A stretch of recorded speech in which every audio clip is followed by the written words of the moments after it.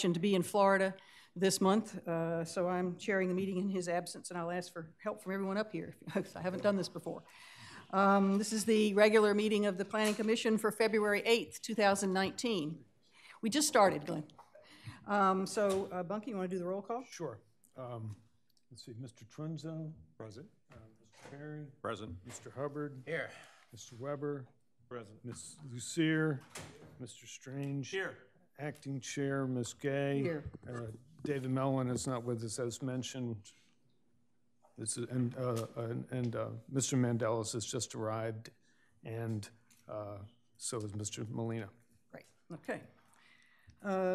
Verification. Oh, Ann went out, so no verification of the meeting notice, I guess. Okay. We all got the minutes this morning. Does anybody have? Do you want to say anything about the? Anybody have any comments about the minutes before we get a motion to approve them? Just a question for Glenn, if I could. I've got, I wasn't at the meeting, but I also have a relationship with with James. Is that something I need to disclose? A relationship with Morris James. The law firm. That was on the, which app? That was the 660 or 330 Rehoboth Avenue. Yeah, I think it's good that you all take the time to do that, and we have to talk about the specific facts to determine if there's an actual conflict. I don't think in this instance where it's a concept review that it's something that's necessary to disclose or to even recuse, but it's not. It's good of you to do so. Okay. Thanks. Any others? So in the minutes, I just had one minor comment for Ann, and it was on page 3, the paragraph, the 4th paragraph from the top. It's where we summarized what we did in terms of the advice about the split zoning across the lot. And I thought we did spend a lot of time on it, and we all opined individually about it, and we gave advice. I just thought we might want to say something more affirmative than what's in the minutes right now, in the draft minutes. I'm on page 3. Page 3. Uh-huh. 4th paragraph from the top. So the one that starts, it seems? It seems. Okay. Yeah. You have, what do you think we should put there? Well, I think, I mean, it's not a big deal, but I would like to see something that's just a little bit more affirmative and active voice. I might say that each commissioner stated that it would be appropriate to pursue eliminating the split zoning. Or I just think we gave more specific advice. Should we just say there was a consensus among the commissioners? I think that's what we're looking for. Everybody have a problem with that? Okay. There's a consensus that this is inappropriate. Right. The part of the larger. Let's see. Yeah, there was a consensus that this is an appropriate application to seek a rezoning because of the proposed use, right? Yeah. Okay. Yeah, that's fine. Okay. Okay. Well, do we have a motion to approve the? I'll make a motion to approve the minutes as amended. I'll second. Okay. All in favor? Aye. I abstain. Okay. Okay. Any correspondence, Ann? I didn't get anything. Okay. So we're gonna move into other. Actually, there's going to be a change of order today because there's been development regarding ClearSpace, and Mr. Paulson is here, and we don't want to keep him here during our whole CDP discussion. So we're going to move things around a little bit so that we can get all of that taken care of before we get into the CDP discussion. But I might ask, since Dom is here, to go ahead and start with the building inspector's report, and then we'll go. Well, Glenn can do the city solicitor's report, and that's a good segue into the ClearSpace part. Okay. Thank you, Madam Chairman, or Chairwoman, I should say. I just want to. Normally, you get electronically a report of a general report of the activities of the department, and I hope by now that may have gotten to you electronically as well. And today I made available a summary of the report that I prepare for the mayor and the commissioners, basically compiling all the information in terms of new construction, additions, and alterations. and the construction values of those activities. So I have that before you. I also want to add that there's a group of which I've been working with or put together regarding the 2018 International Residential Code that will be coming before the mayor and the commissioner for adoption. And the representatives that are working with me are Kevin Williams from the Department of Public Works, Matt Janis from Building and Licensing, Evan Miller from City Manager, Jeff Wolf, who's an architect, Alan Walker, Cottages of Rehoboth, Chuck Snyder's the fire chief, and myself. So we have finished our review, and we're going to be making recommendations to the mayor and the commissioners, and there may be some issues arising as a result of we're going to be making some changes to the code, primarily along the safety. So okay. It's all safety issues, you're saying? Primarily safety issues. Okay. Okay. Okay. Yes. When will that be? I hope to, it depends on Mr. Mendelis. I hope to have it moving forward in the next 60 days, but he doesn't know. He doesn't know yet that I'm done. Okay. We will move it whatever pace you need us to move at. Anything else? That's it. That's it? Okay. Thank you. So city solicitor's report. There's two things I wanted to mention. The first relates to the property we were just talking about, the 330 Rehoboth Avenue property that has the split zoning.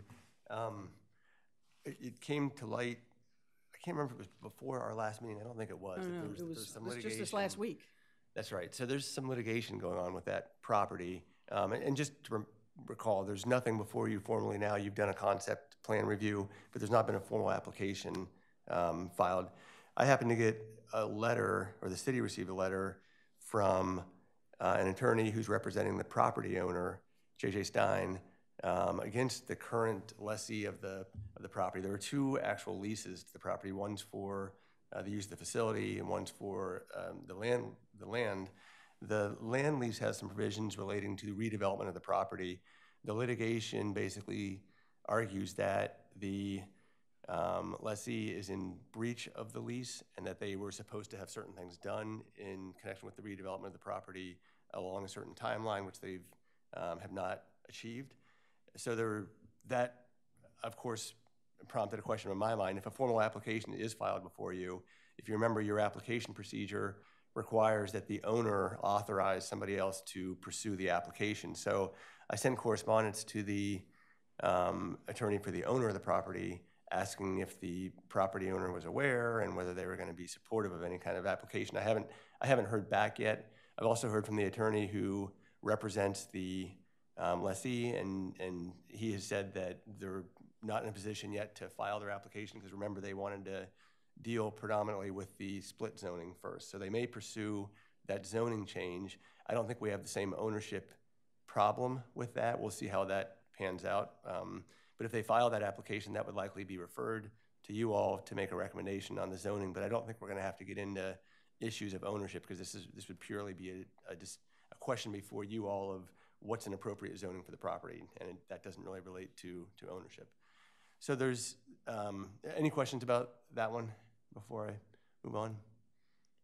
So the second one was clear space, and that's why Mr. Paulson is here today. At the city commissioners meeting last week, we brought before the commissioners the notion of sort of how do we deal, maybe from a code perspective, with the fact that the application had two inconsistencies with the zoning code, one being exceeding the height limitation, the other being the problems achieving the parking requirements. After working on, you'll hear that, I don't mean to steal your thunder today, but you'll hear from him that working with the architects, they've been able to bring the building down to within the 42-foot height limitation. So the height doesn't appear to be a code issue any longer. The parking still remains a code issue. So one of the things that ClearSpace has suggested, and I think that they may have brought this before you all previously, is the idea that there would be a new designation permitted within the C1 zoning district for a performing arts center. The performing arts center then would have a relaxation of the parking requirements. So the city commissioners really felt like, they were all kind of interested in hearing it, but they thought you are the expert planners and the ones who should be considering whether a performing arts center is an appropriate use within the C1 district, and if it is a relaxation of the parking requirements also appropriate. So you'll hear from Mr. Paulson on that today. The charge that I actually drafted a charge while we were in the city commissioners meeting because they wanted to hear what the charge to you all was going to be. So here's the charge that we drafted. It says a charge to the Planning Commission, review and recommend whether a performing arts center should be added as a permitted use in the C1 zoning district, and if so, further recommend an appropriate parking requirement for such use. So that's the charge that they've asked you to look at. Today, Clear Space is on your agenda more as a status update. So I've spoken with the chairperson, and she's indicated, and I agree, that you can't get too deep into pursuing that charge, but I wanted to make sure that you all knew it was on your plate. It's going to be coming on an agenda, your next one, I presume. But that's all I had in it, and maybe it's appropriate time to transition. Yeah, before we go, let me just explain. You'll notice item D on the agenda where it says, report, discussion, and possible action concerning those activities or action taken at the regular or workshop meeting of the mayor and commissioners that directly relate to the Planning Commission. When I noticed that this was just an interesting coincidence. When I was putting together materials for the CDP part of our discussion today, I noticed that that agenda item was a fixture for more than a decade on our agendas. And I thought with the CDP coming up, and it fell off sometime a couple years ago, it just wasn't a regular item anymore. But I thought with the CDP coming up, it would be useful to put that because there are things that are discussed at their meetings that would be useful, to talk about here. Well, lo and behold, the agenda comes out for the meeting of last Monday, and there's an item that certainly fits that category, which is why I added a subsection 1 about clear space. But as Glenn just explained, even though it is on our agenda, our plan today is only to advise all of you, because you may not have known about it, about the new development and the changes that have been made to the plan. And so it's just an update, and we will get into the specifics at next month's meeting. But Mr. Paulson is asking us to address the parking issue before his team spends more money creating plans. So I'll just ask him to give us a brief update, and we'll go from there. I don't know if you all got a drawing. Did you get anything in your packet? Can I put No. this up? We Would this be helpful? You can, I guess, yeah, sure. It was the same thing that was shown at the other meeting, so sure. About a week ago or so, we met with the neighbors and talked with them and heard concern about height. And in the meantime, we're able to get the architect and the engineer that designs all the rigging inside the theater together, and came up with the fact that we can take it's about, 11 feet of the fly tower was the part that was non-compliant. And we're able to remove that. So the drawing I have here is a quick one that the architect did, and you can see that you can see that the tower space has been removed and the building stands at 42 feet. So we have hit compliance with its height. And we'll continue to work with the neighbors as we go through the whole process. As decisions might need to be made where they could, be available and have some input in. I was thinking exterior and stuff like that as we go. So I think it was a productive conversation. So that's the update. We have not invested any further, as I said, funds into developing design development drawings or anything because we need to get the parking piece of it resolved. And I appreciate your time considering that. So I'm happy to answer questions if that's appropriate. Otherwise, thank you. Sure. Yeah. With regard to the charge, and strictly from a planning perspective, not related to the application specifically, with regard to Performing Arts Center, as opposed to a nonprofit entity, are we limited in terms of what we look at because of the way that was charged, or we can look at anything related to come to the issue of the parking issue? In other words, I think a nonprofit entity is also a very significant component of, quote, in this case, a performing arts center. Because what if it was a for-profit performing arts center, which would then be a commercial type of activity? Right. Yes, I think you can consider those sorts of items. Okay. You know, I think the commissioners want to hear as much as, what I think the charge is to deal with a performing arts center and parking. That's what they want to hear on, in the final analysis. But whatever gets you there, I'm sure they want to hear. I mean, as they said, you're the planners. Whatever you feel is relevant to get to those decisions is probably something that's appropriate to talk about. Very good, thank you. Okay, and also, if you haven't watched the video from the meeting, there's about a half an hour discussion. It might be useful to do that. It begins at 2 hours and 45 minutes, almost exactly on the tape. So if you want to look at that before the next meeting, give you more of a background. One of the things that was stated, and I just want to talk about where we are in the review process, because so that there's not any confusion, especially among the audience. I heard clearly at the Mayor and Commissioners workshop the other day that we're basically starting over because this is a new plan, there are new elements to it. So we're starting over with this concept review. And, you know, when we first, as you know, concept review is a purely optional process. And in the past, many applicants haven't even taken advantage of that. They've come straight to preliminary site plan review. But fortunately, ClearSpace has come to us for basically it's a sketch review, and it's a discussion to provide the Planning Commission with an opportunity at one or more meetings to informally review the applicant's potential development before the applicant commits substantial time and expense to preparing a formal site plan for the proposed development. But it also ends by saying the Planning Commission shall take no action to approve or deny the concept or any details of proposed development at the project concept review and discussion. And the reason for that is that there's no opportunity during this stage, concept review, for full public input. There's obviously been much public input. We've had letters. I'm sure we're going to get more letters. You know, I think everyone is very, everyone loves ClearSpace, and, you know, no one has said that we don't want to see it in town, but at the same time, it's a very different project from its current existence. And, you know, it reminds me of the old Oldsmobile commercial about not your father's Oldsmobile. Well, this is not your father's ClearSpace, and it's not the small, intimate theater that we know and love. So while we're considering the separate zone for a performing arts center, just realize that we also have to go a step further to the more formal preliminary site plan review.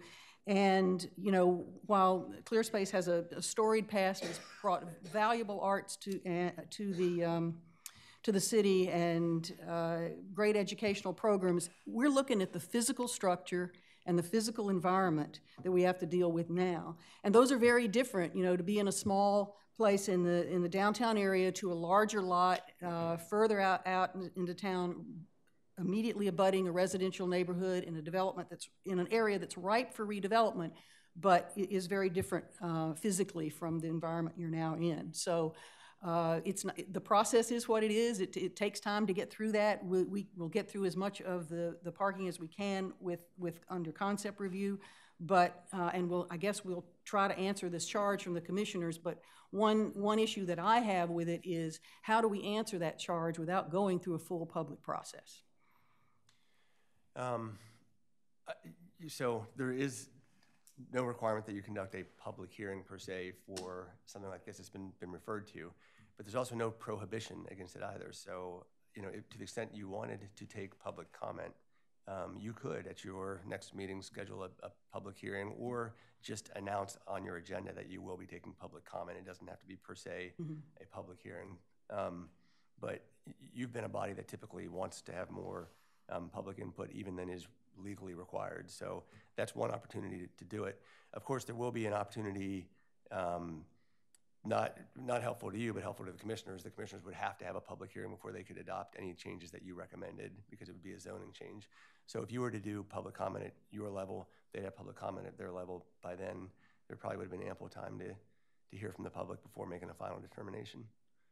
Yeah, and I just want to know that there is ample opportunity for that, because if we're making a recommendation, we need the input in order to make the recommendation just as well as they need the input to vote it in. Right. And you know, I was reminded when I went back and looked for information online that, you know, during the concept review stage, we don't post the diagram, none of the information that was presented is posted or anything. So I feel like we're, and they did say at the meeting we were starting over, and I don't want that to be frustrating to the ClearSpace people, but that's the process we have, so. Right, but ClearSpace is going to be the first group that is involved that the city has realized it needs some new form of zoning to address this. So they're just that's just a sample case. Yeah. The charge we have is really independent of that. Right. They're just coincident that the timing is the same. One is caused by the other. So I think, Glenn, I guess what you're saying is we can really proceed to start to evaluate independently, to start doing our research, and then also post on the next meeting minutes or the next agenda, we're going to discuss the concept of a new zoning consideration, for lack of a better term. Right. Right.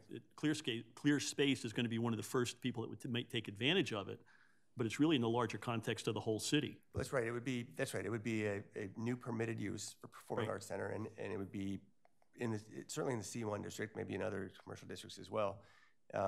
But that's right. Once it's implemented in the code, anybody who wanted to create a Performing Arts Center in that zone who could meet the requirements could do it. So you're right. It's a global change to the code.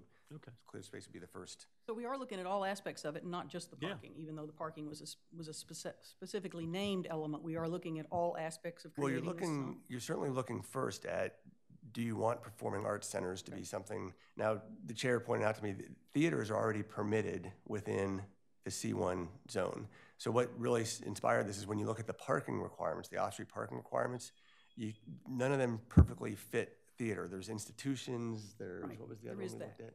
So there's some other things, but none of them actually, it doesn't say theater anywhere in there. So we're trying to figure out where does it actually fit, and that's what inspired this conversation about parking.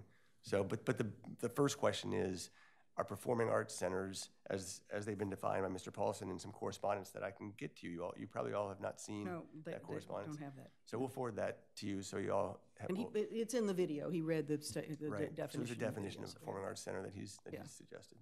It's actually also in the paper today. Right. Just pick up the paper and see it. Well, as the chair, and I'm glad the chairman's going to be back next month to deal with this, to deal with how we move forward with this. But he's probably watching right now. Right? Yeah, supposedly he is. Yes. If not live, he will be listening to it. Did we bring a can to kick us? Sorry, a question on the rezoning thing. This is going back to narrow from Mike's broader view, but on this particular one, as we look at the possibility of new parking requirements, if we're going to be expected to have some possible answer by next month, I would be really interested in hearing from the police department about the safety issue. It seems to me you've got a situation now where a whole lot of people are going to be let loose on Rehoboth Avenue, mostly going across the street looking for parking. And if we're going to relax the parking requirements, we ought to make sure we aren't creating a problem. Well, that does remind me to say that I think in the email I sent the other day to you, I talked about concept, the designs you're going to bring to the next meeting. Is there anything else up here that anybody wants to see specifically from ClearSpace at the next meeting? Because the reason I say that is that in the normal process even for concept review, we need them 28 days ahead. But I talked to Chairman Mellon, and we said that since we are already, we've already seen it, we already have talked about it some, that if you can get them to us as soon as you can, that would be great, but it doesn't have to be 28 days, is like, I don't know, 2 days from now or something. So it doesn't have to be exactly 28 days, but if you can get them to us, then we may have a chance to also get some feedback, as Mr. Hubbard suggested before then. But as I say, this is just a totally informational, and just to put it on the agenda. I will also reiterate what the chairman said at the very first meeting that you all attended last October, which is it's an exciting project. So we look forward to hearing more about it. Okay. All right. So where are we now? Go back to, does this put us on to the CDP? I think it does. Okay. Yeah, that's why they wanted to come in early.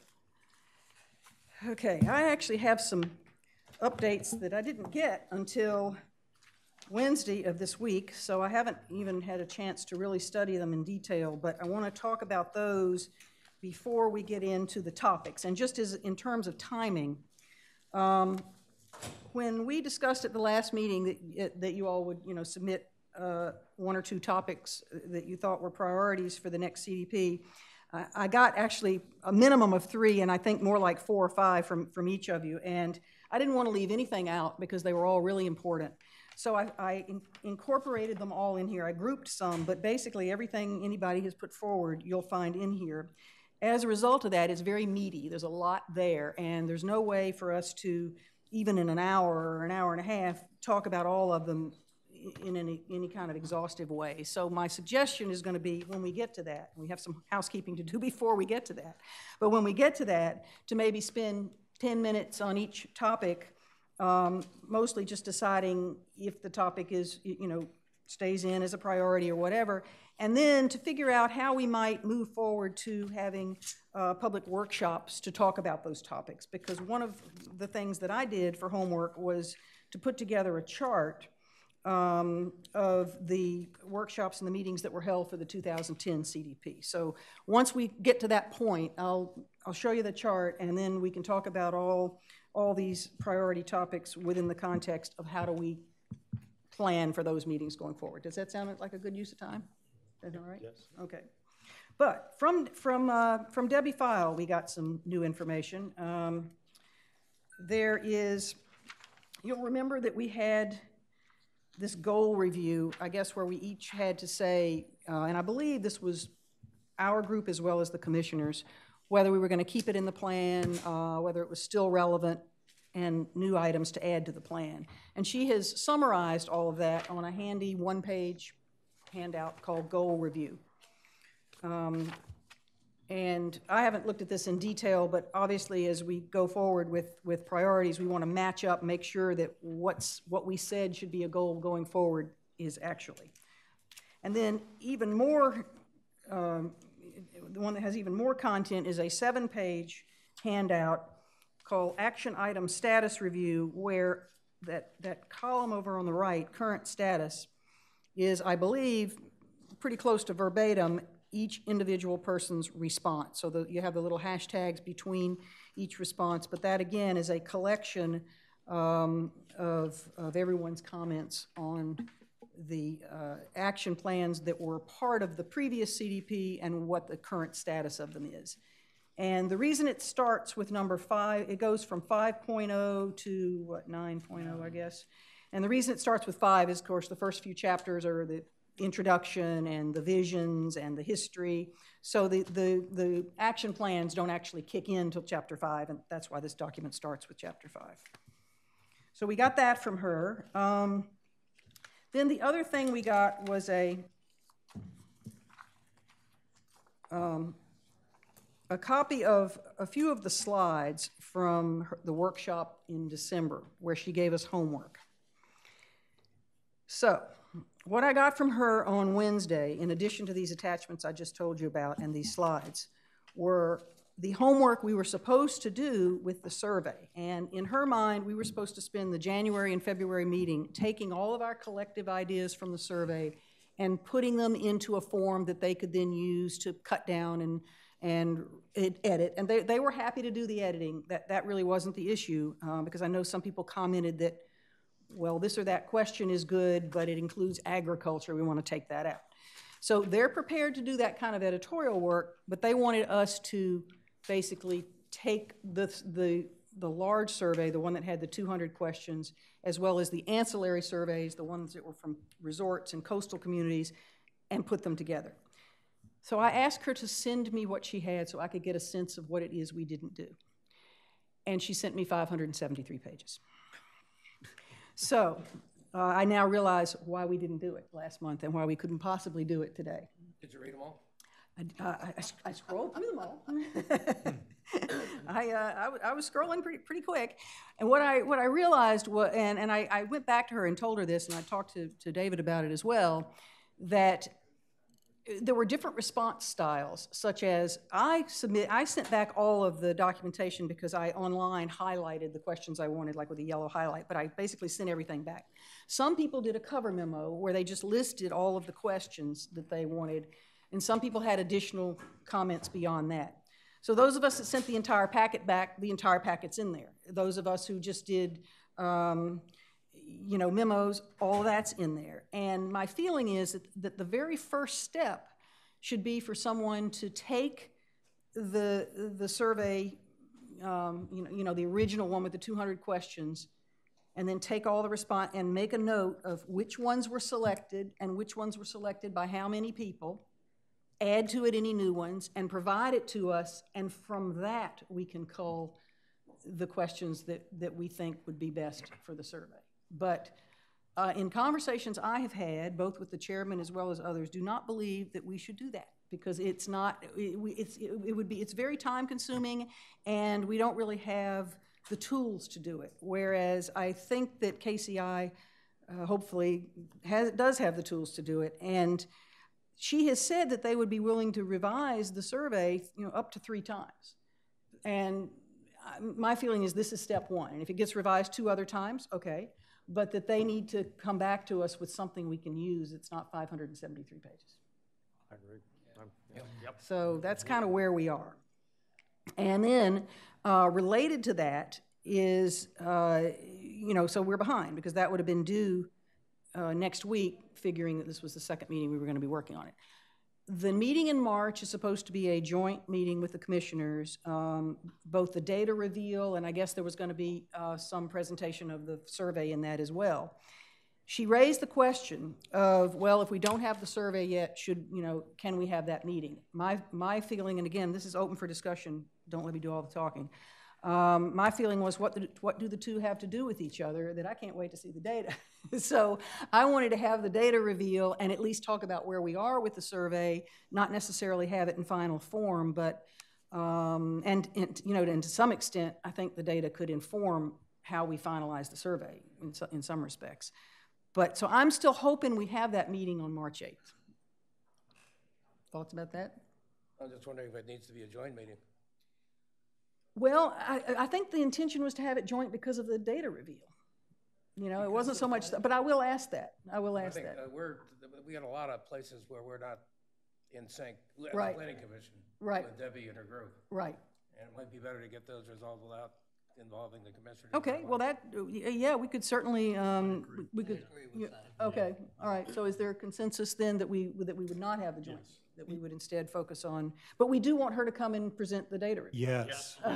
Okay. But we had individual assignments. I mean, I don't understand her positioning. We got individual assignments to review and send it back to them. Right. We didn't get an assignment to go through it and then come together as a group to make one. Well, it's absurd. Well, but that was what was in there. That was, I didn't interpret it that way, and perhaps David didn't either. When they had this on their slide in December, they actually said, survey recommendations collective due 2/12.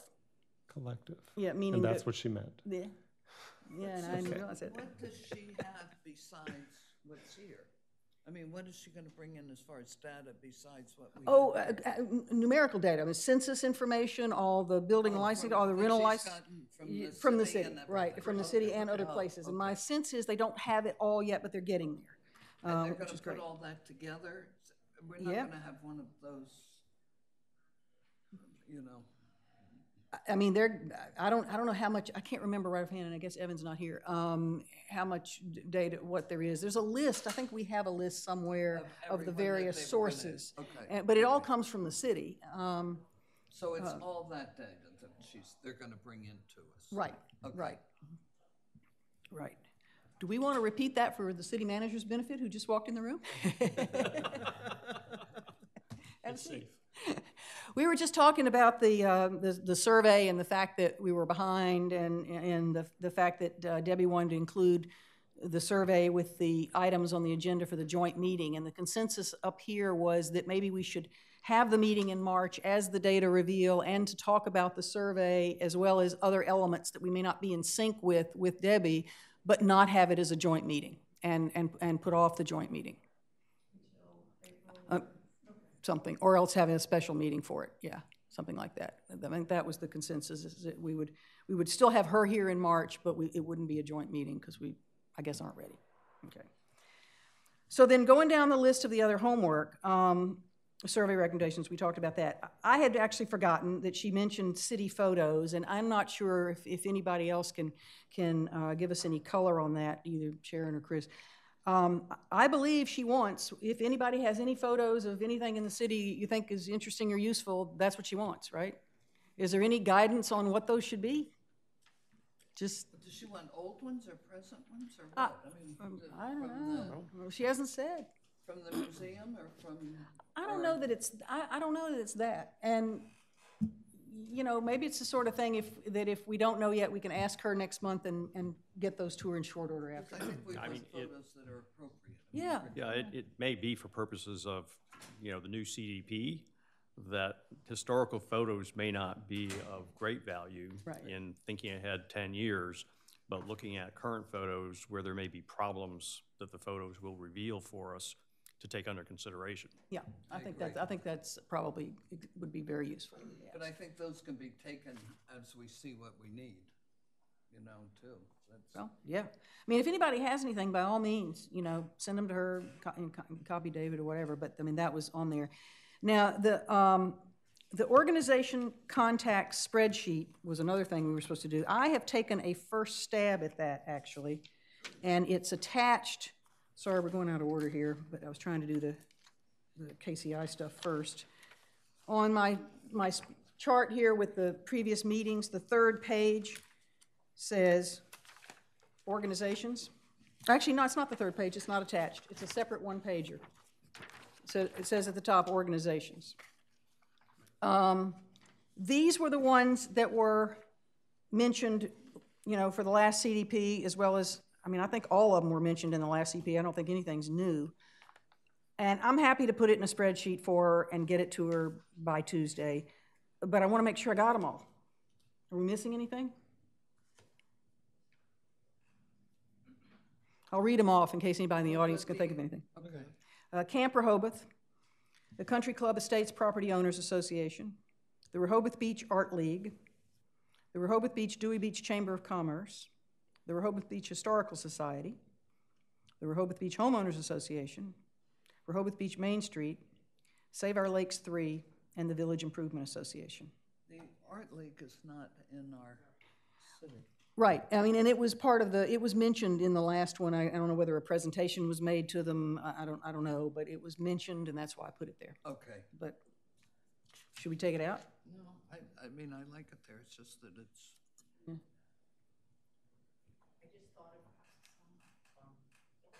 I just thought of something, don't know if it pertains, but I was thinking about the Rehoboth Lewis Organization of Churches. There's an organization of churches that includes Rehoboth. Okay. So I just occurred to me. I also just recently learned within the last week that we have a senior center here in Rehoboth. Not that I'm anxious to get there, but I don't know how well organized that is, or whether or not they have people there who might be able to speak to issues particularly affecting seniors in the city. Okay, that's a good idea. I think Dick Byrne may be the liaison between the commissioners and the senior center, so there is a connection between the center and the city government. So it's good. Yeah. Is there a PTA with the school? Yes. And the library. The library. Oh, the library. Oh, thank you. Okay. Yeah. Friends of the library. Okay. Very good. Yes, I should have thought of them. PTA. Okay.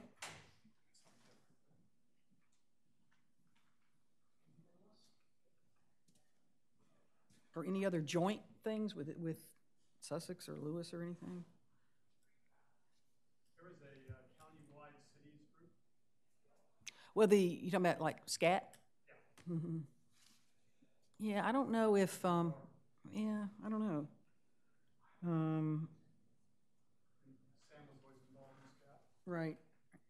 I'll make a note and I'll ask about that. Are we looking for who to get input from, or? Yeah, we were just trying to come up with Debbie had asked us for the organizations that are either in the city or strongly connected to the city that we can talk to about issues related to CDP. So would SCAT be appropriate? Possibly. I was thinking of the Association of Coastal Towns. Right, okay, Yeah. yeah. What? Association of Coastal Towns. So all the coastal act. You know, we talked several times last year about setting up a liaison between the planning commissions of various towns up and down the coast. David and I think Mike had that Yeah, job. and then but David, it faded out. We never, It Yeah. didn't go, and it's still a good idea. But they're all in certainly in the, connection with the CDP, it makes sense. yeah, and they're all in the Association of Coastal Towns then, right? Yeah. Another one? DelDOT controls 2 roads and 2 bridges. Okay. Actually, 3 roads and 2 bridges. What about Denrick? Well, I know that they get, I mean, yeah, there's another part of the process on intergovernmental coordination. So I don't know whether that's where those would fall or not, but I'll certainly make a note of it and ask her whether we There's should. also that sort of planning initiative that was kind of fostered by UDEL, you know, Eastern Sussex or Cape Henlopen Planning District. Right, But I don't know if that's really an entity or not, you know. Yeah, I saw something. Initiative more than an entity. Well, you also got that group that Rich Barrasso came in. Right, to us about. SARG. Yeah. Yeah, SARG. yeah. I wondered about them too. And SARG. SARG, yeah, it stands for Sussex for Responsible Growth, yeah. I was just thinking if you're gonna do the senior center, maybe the American Legion and the Okay, We're gonna be busy. yeah.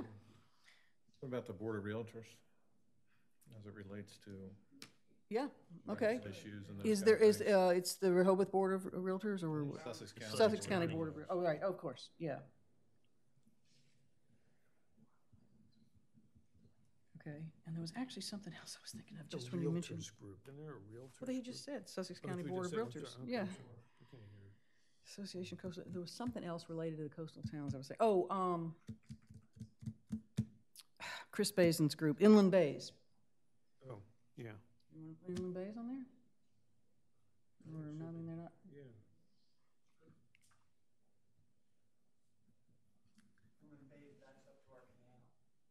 okay, well, guess we can put them in there. Okay.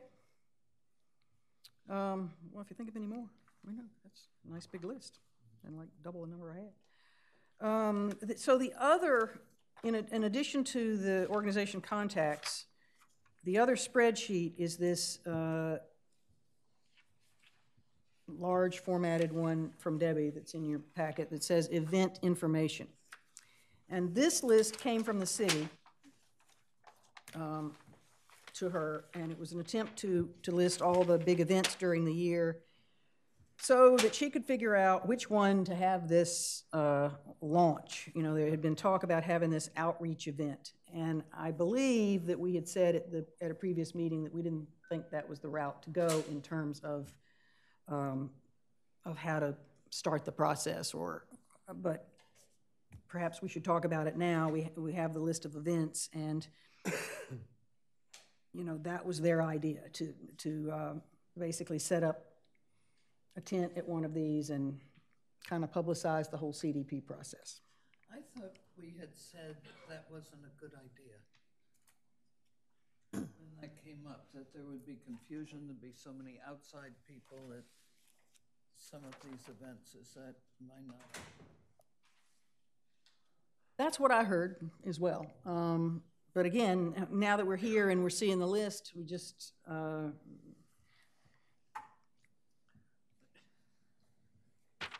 So the idea is to have a tent at, that's what she had said, yes.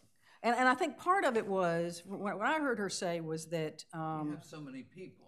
we have a lot of people, but also in the other communities they've worked in, they've had trouble getting back, you know, the survey responses. And she mentioned, in fact, that in one community that because of this kind of outreach event, they ultimately got 400 responses.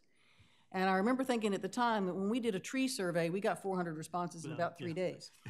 So I don't know that finding people in Rehoboth is going to be that difficult. Once you put it out, and you know, I know Chris Johnson's here, and we're going to be, you know, coordinating the communication plan with her and with Debbie, but I have the sense that, you know, people in Rehoboth are not afraid to speak up. So I think they'll respond either in, you know, in public forums as well as on the survey.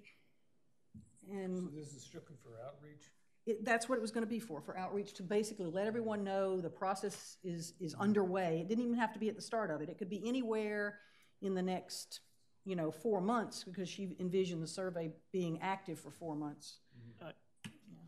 I think it would be nice to gain input, but I don't think it's a necessity for what we're doing. And I think you are correct as we keep talking about the fact we're not Ellendale. Yeah. And the participation of the public, and I think evidence, was it now 2 months ago, when the wastewater issue came up, I forget how many rooms were filled and how many ultimate people showed up, and it was televised.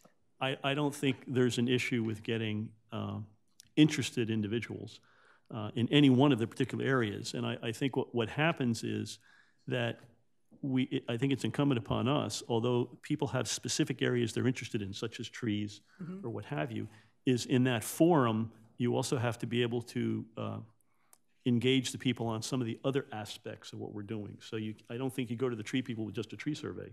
You go with a larger context survey that covers a multitude of things, and trees may be more of a focus, and other focus may be more or less than the others. But I agree completely. I think this, as the main concept of order to gain input, is going down the wrong path.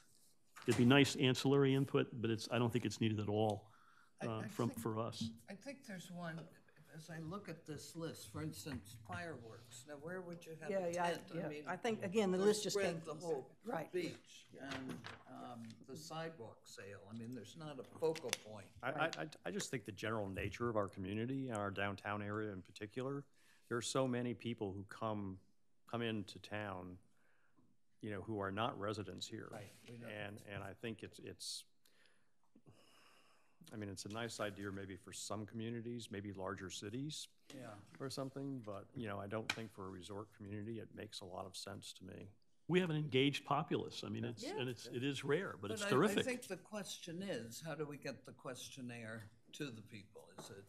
Well, I mean, again, I would think that's one of the things where, Chris, do you want to talk about this at all in terms of the city is very capable of doing a big outreach to a large list and to all kinds of constituent groups. And in addition to that, by having all these organizations, and now, you know, in 2019, they all have websites, they all have email lists, you know, so they could blast out to their members if whatever is created by our communications department. And I mean, I know that Chris is going to be working closely with Debbie File, but I don't know if you want to talk about any kind of rollout or how you would get it out. Once the survey exists, how you would get it out. Yeah, that's something that I talked to Debbie File about at our kickoff meeting, and that was something the city pushes out on our website. We have a MailChimp system, which is our e-news blast. We work closely, we have social media, we work closely with Rehoboth Beach Homeowners Association and the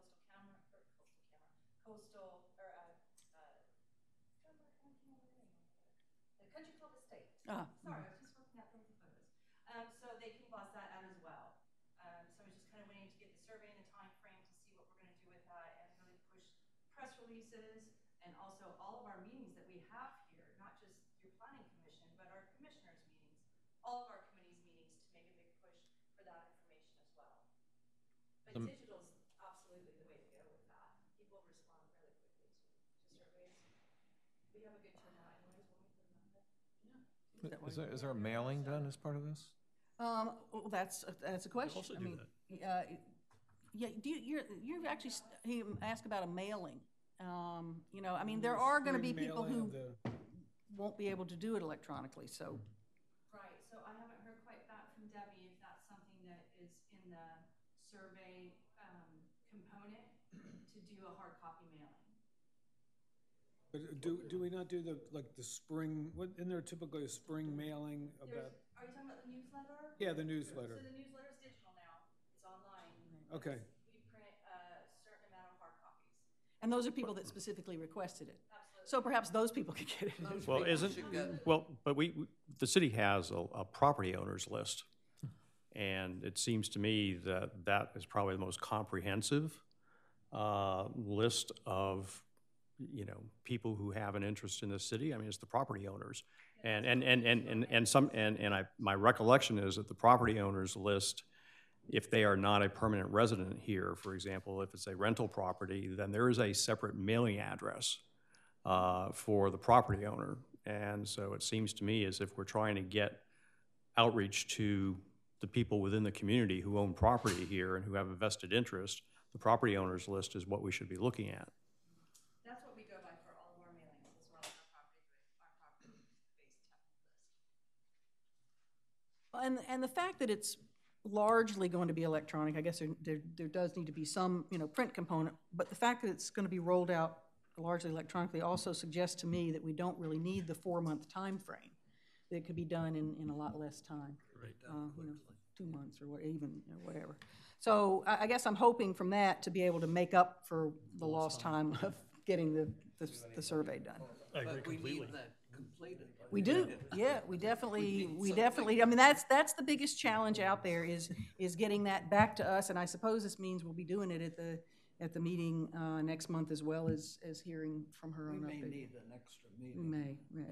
So that may be a good segue into not only where we go with this one, but a review of what happened in 2010.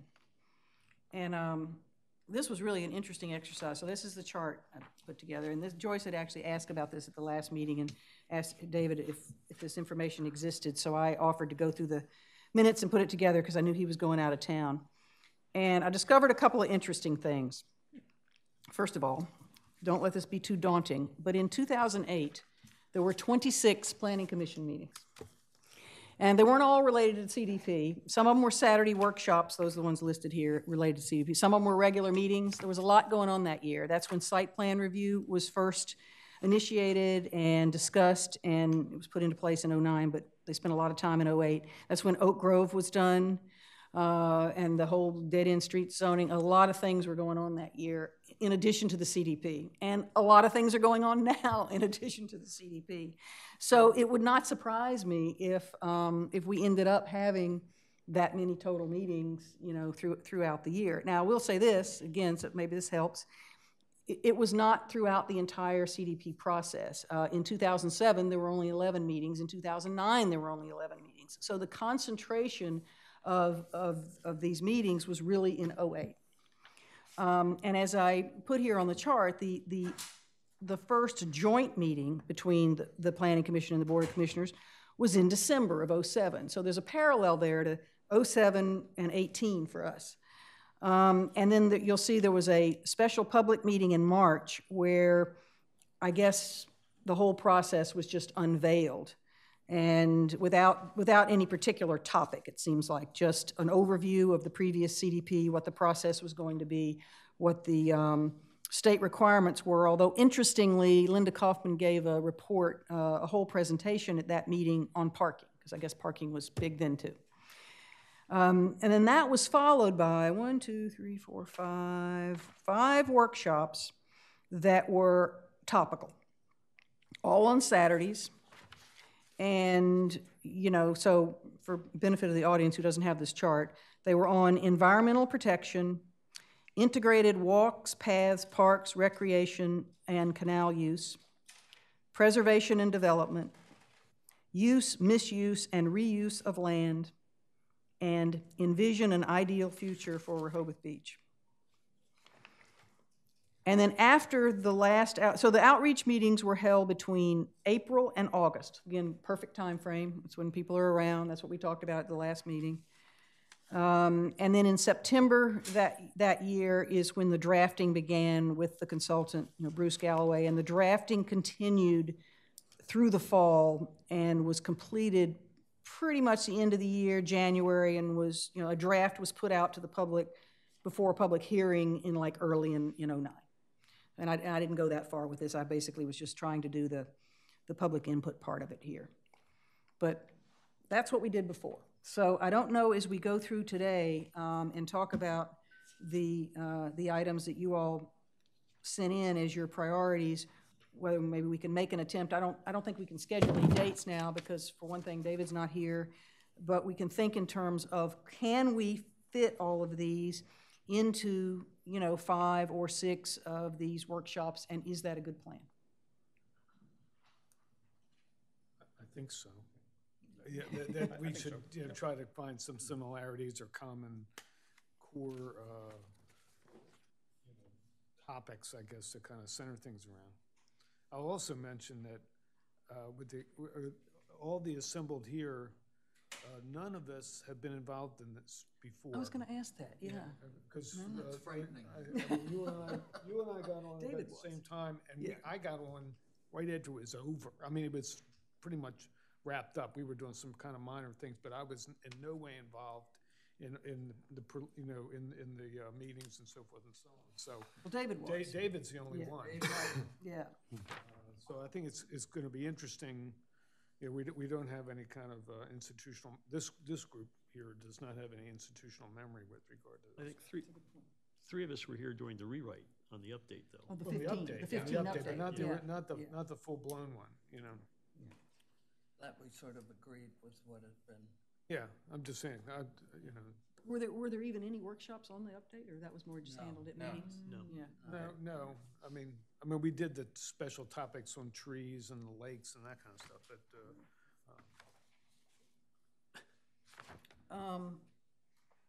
Okay, well, why don't we start with, Wait, Susan, yes. can I just ask you, just to be clear, we're not responsible for drawing up this questionnaire, right?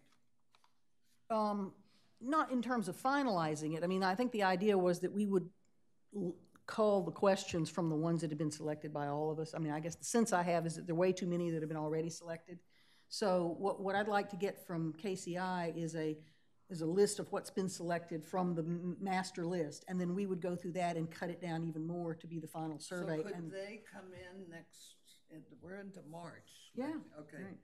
With the proposed survey, and we say yes, no, add, so we're not reinventing the wheel again. Well, the only thing there is we will not have had an attempt to, we will not have had a group discussion. Can we do that outside of a meeting, work on the survey outside of a meeting? I don't know that we can. Not as a quorum of it. Right. Yeah, so we But have to they do that have here. the data. But we can review the data, can't we? Yeah. You individually can. Individually, we can Yeah, review the data. individually, we can review the data and We can- come we ready can- we to can do do the homework. cutting. Right. Right, Okay. okay. But could they do a proposed from the data they have plus this? They have all the information. Right. They can, but I think the sense I had from Debbie was that it was going to be too much, that it was going to have to be edited and cut down, even from what we selected. I don't know that because I don't know how many were selected, but she had told us in December that the ideal length of the survey was going to be no more than 25 questions. And I suspect, I think I picked about 40 myself. Not that I expected all of them to be in there.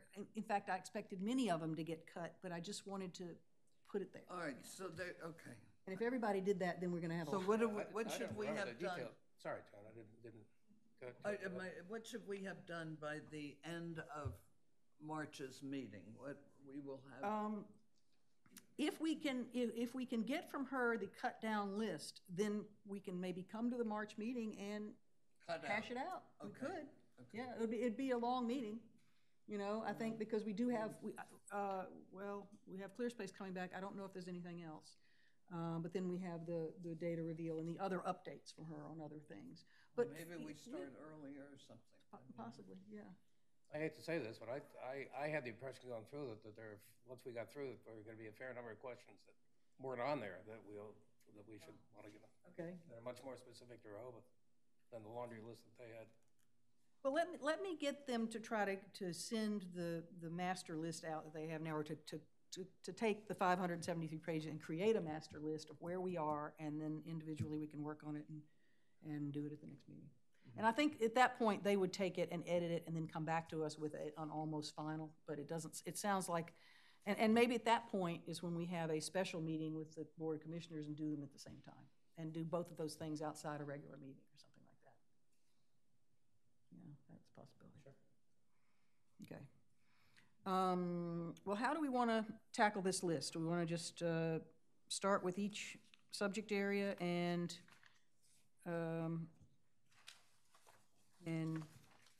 talk about what's the agenda for today? So again, for purposes of the audience, let me read off the main categories, and then we're going to take each one separately. The first one's infrastructure. The second one is life in Rehoboth. Third one is commercial district, fiscal policy and balance, climate change, sea level rise, making the CDP work in practice, code changes, and population, which is actually, I put that on because I have done some stuff with population and I find all that very interesting, so I was going to mention that at the end. That's not really as much of a topic as the others. But starting with infrastructure, the priority topics that were sent to me for the meeting were utilities, water, sewer, stormwater, roadways, sidewalks, green infrastructure, a comprehensive review, needs, both short-term and long-term, funding requirements and sources, and renewable energy sources. Green infrastructure equals trees, yes. I was going to say, that's what we need here, but green infrastructure has a larger. Yeah, but it means a lot more than trees. Yeah. I would guess it would mean that here too, more than trees. But so, open for discussion. If I may, I think one of the problems we're running into is the most difficult part is, quote, driving a stake in the ground and getting started.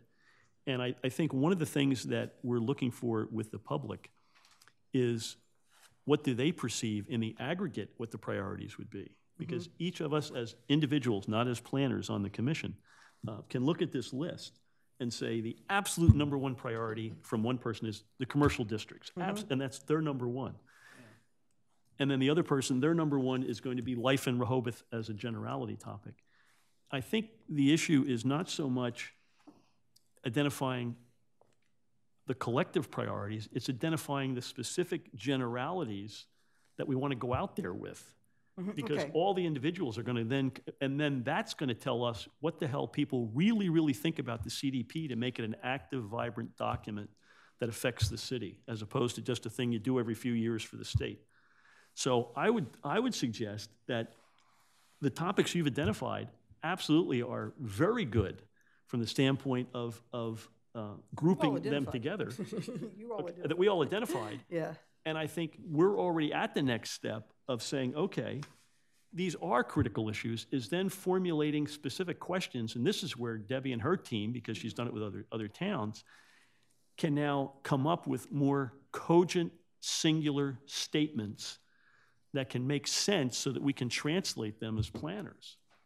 I mean, it's not enough to say, well, gee, you know, we want Rehoboth to be a friendlier city. Great, what the hell does that mean? Right. Yeah. You know, what does that mean in detail?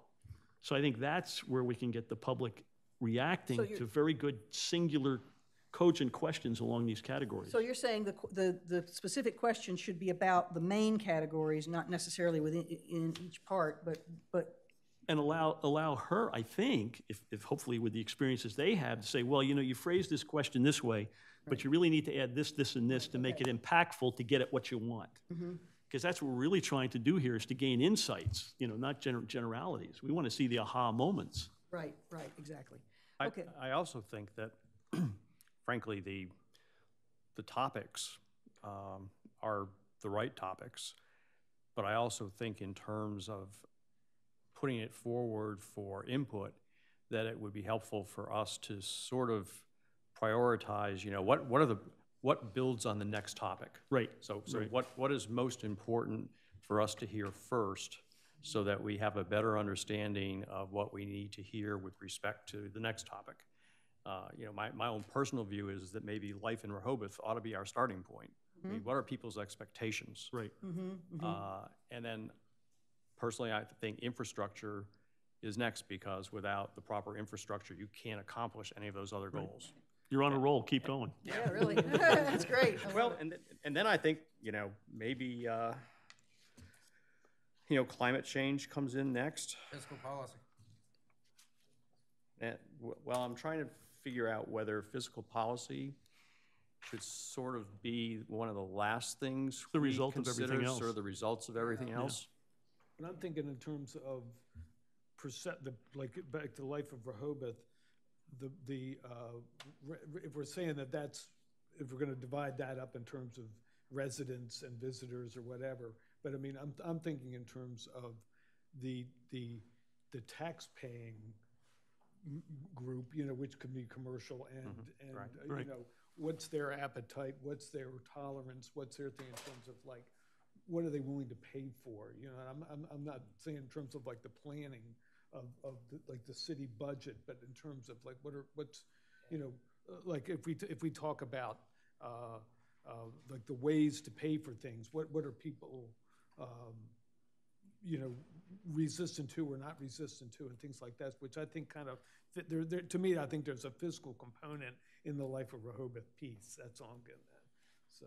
Well, I would think there's a physical component to every piece. Yeah, right. And- But and I'm just so- speaking in terms yeah, of, so I mean, there's always been this sort. I always try to frame or couch this in the idea that you know, like there's certain things that you can't do. You know, I mean, and some of these are somewhat. You know, not necessarily proven out or whatever, but, you know, like if you raise taxes, everybody's going to get in an uproar or something like that. But then, you know, when you find out that if there's some key thing, you know, that goes out there, that like when we did the reassessment, it seemed like the reassessment was a complete no-brainer. And obviously people didn't, I mean, some people paid a little more, some people ended up paying less and everything. But everybody kind of bought into that idea.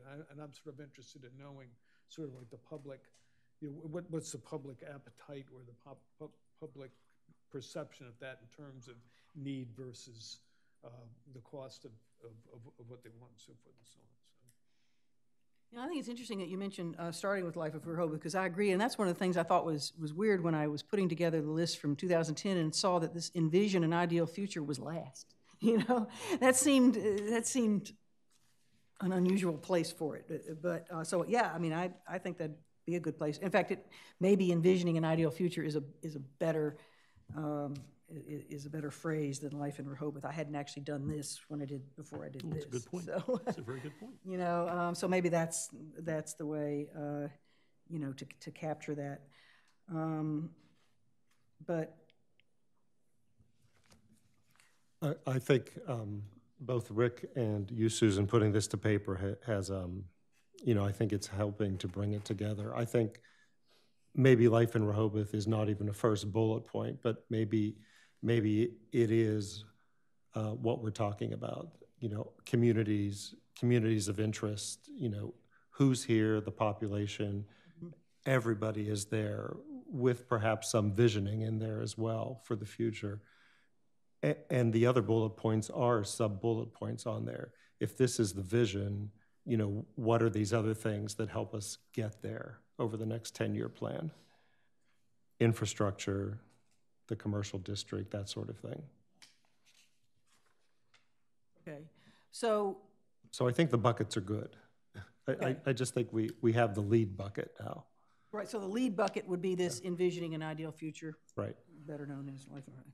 Okay, do all, and then rather than, we wouldn't necessarily list all the subtopics, you say, Mike, but let people come to us about.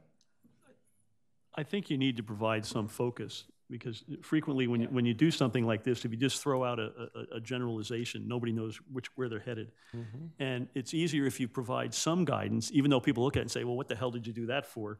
At least you're now engaged. Mm-hmm.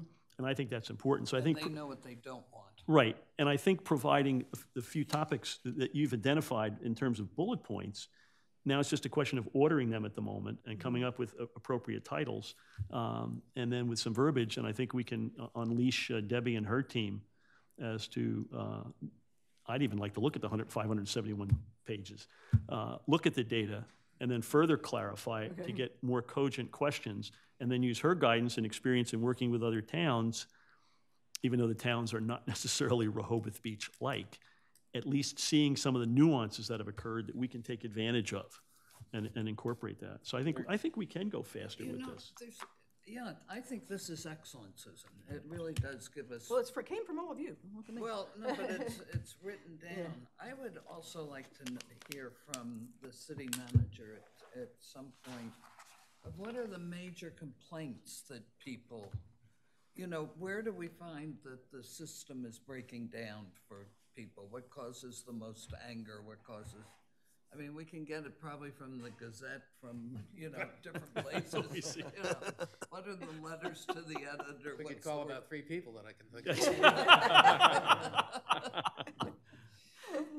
But I would like to know what are the major complaints? Do they have to do with zoning? Do they have to do with trees? Do they, what are they, with the infrastructure, with the parking, what is it?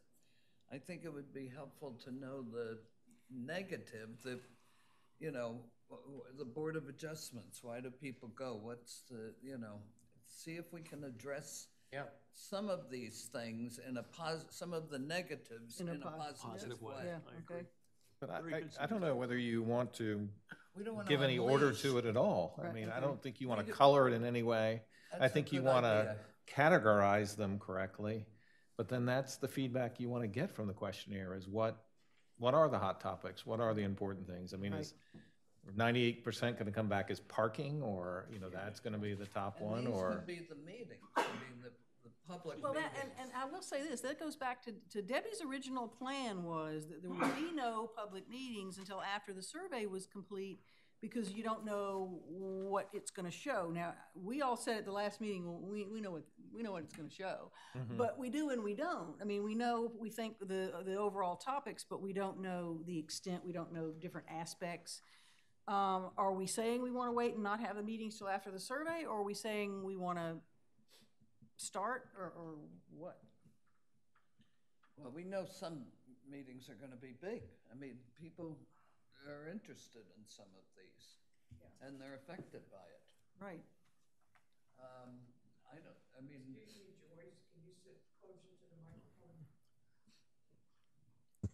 Yes.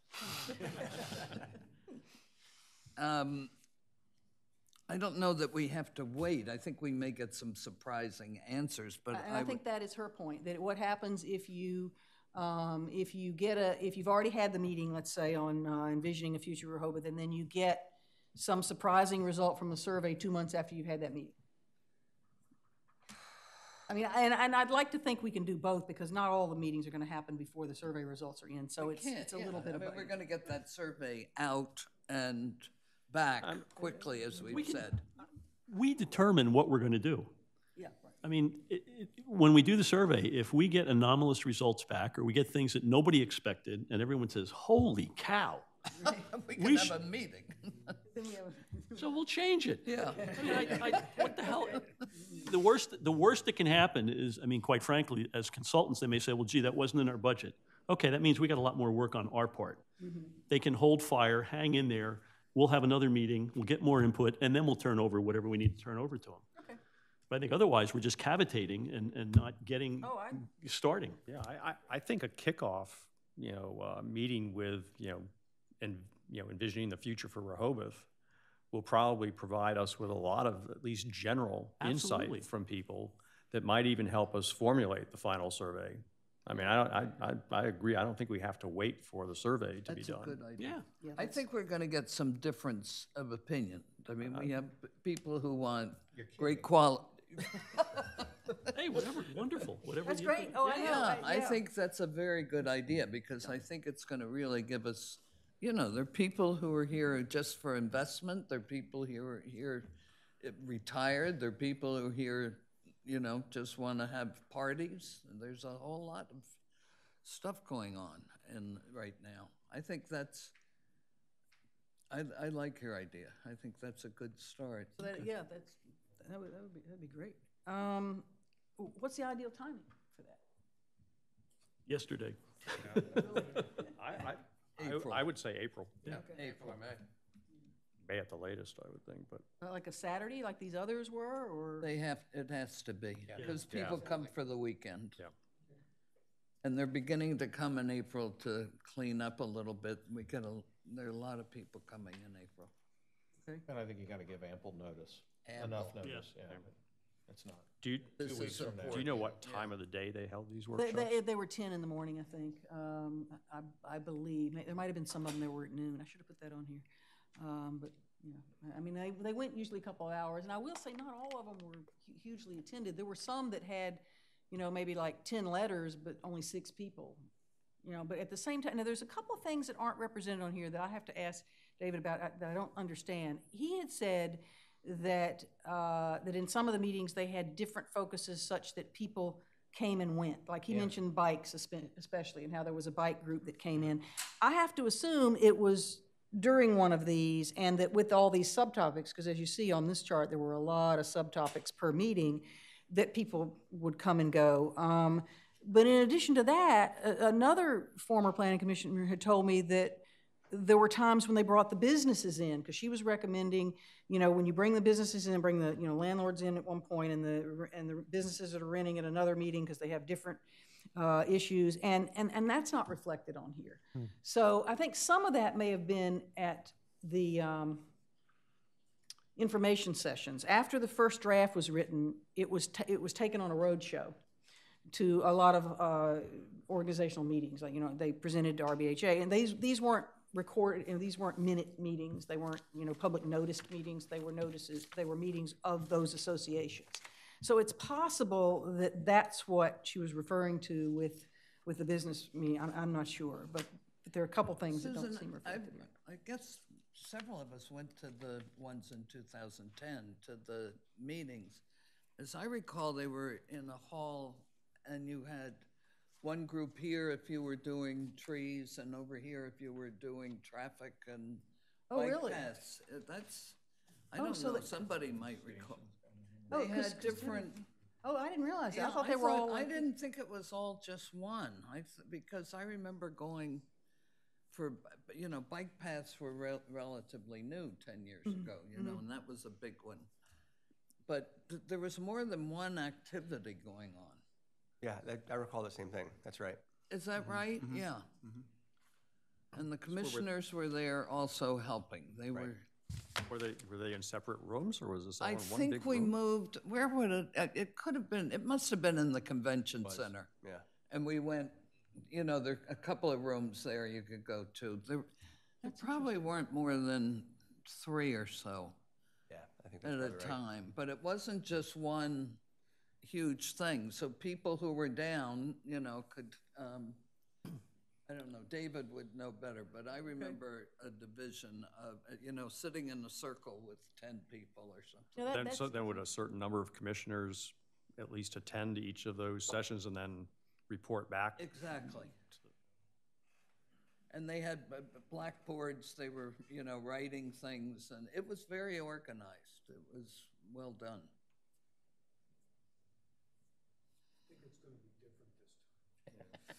Well, actually, I mean, that kind of a scenario is exactly what Debbie was talking about at the December meeting. And I remember thinking it, because she had raised it, saying that not everyone likes to stand up and talk in public, so having these little sessions where they can just go over and talk one-on-one is useful. And I mean, I think at the time we said, well, people don't really have a problem speaking up here, so there are people, we get all kind of people coming in to talk about all kinds of stuff.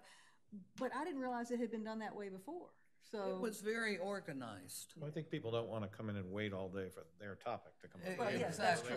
Yes, exactly. That's very true. So true. you'll lose people over that. I guess I find that process to be somewhat troublesome.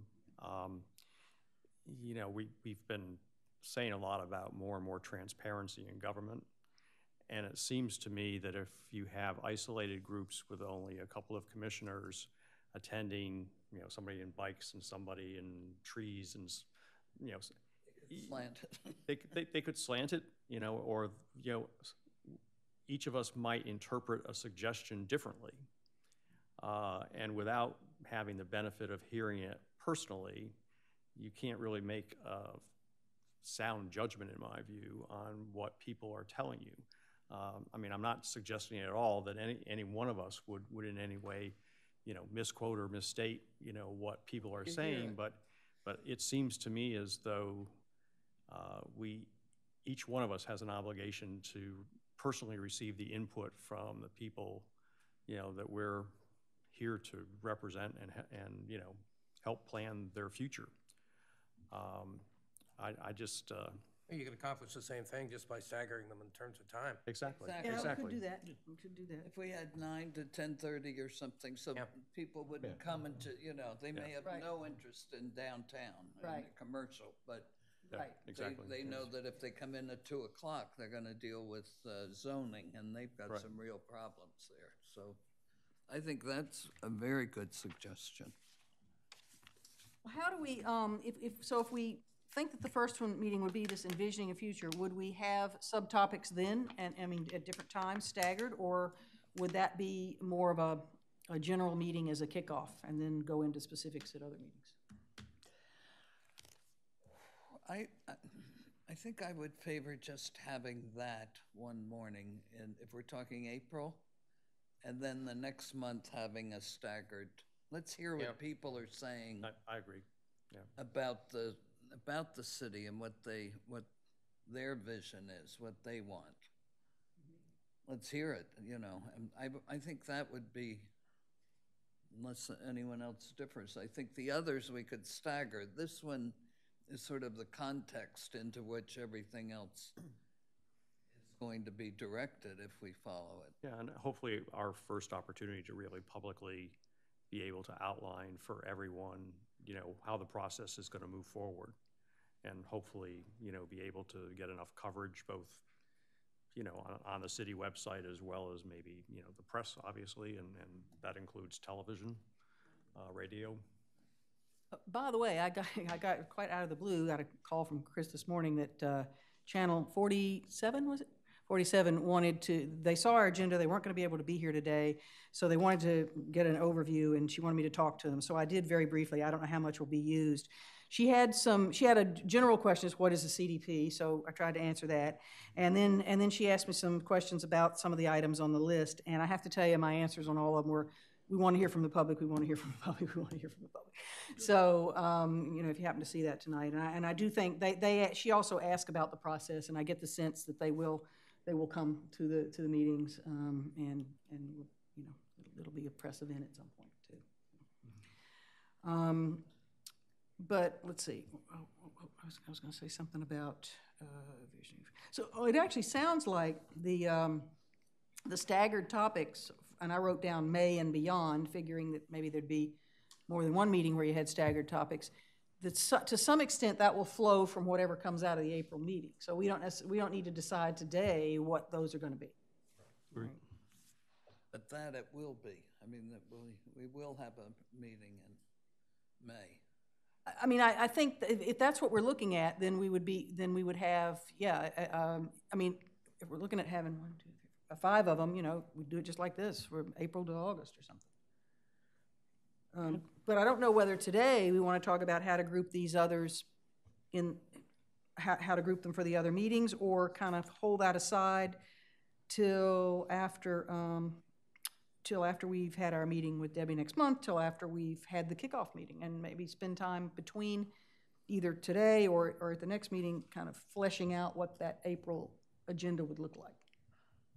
I think it would be helpful to sort of, even if we anticipate that it's going to be changed and altered, but I mean, to come up with some kind of outline or structure, at least, right, you know, at this point makes sense to us. I mean, you know, if it's not too onerous to do. You want to do that now, you think? Yeah, that's what I'm saying. Or try to accomplish that today, maybe. Okay. You know, if we just kind of map it out. I'm all ears. What are we doing? Trying to map out what that April Well, if we're using these topics, these general topics, and you know, if we're sticking to that, you know, for now at least, in terms of the kind of general topics, like, you know, and we're talking about, you know, with the kickoff meeting would surround the life in Rehoboth. Is that what we're saying, or you know, I'm just saying, like if can we come up with an order that we think that the order might make sense, and then think in terms of structure, how, you know, I mean, I think we have sort of an idea of the various topics on those under those categories. We can change them and adjust them and stuff like that. But I'm just trying to kind of flesh out some kind of general plan / calendar. Okay. You know, so. We're saying are we saying we're going to have a special meeting in April? I think that would be the idea. I mean, what was mentioned here was have it on a Saturday. Okay. Yeah. So it's, I mean, I had to put a date yet, but say Saturday in April we'll have this special meeting. We're going to try to cover it'll be intro and then maybe getting into, are we saying that the life and Rehoboth Well, topics? except we named it Envisioning a Future for Rehoboth like the last one. first, Yeah. okay, yeah. Now, maybe that would even start off with this overview of the previous one and the process and the state requirements, just because people don't know what that is. Right. So I guess we could spend half an hour talking about that. Okay. And then get into the future. Since, I mean, they had one meeting last time that was just an overview of the previous. But if we go right into envisioning a future, we should probably start with some sort of Yeah. context. I mean, I think it would attract more people if there's gonna be sort of an opportunity for input at that meeting. I Right, think, yeah. okay. All right, so what should we put under there?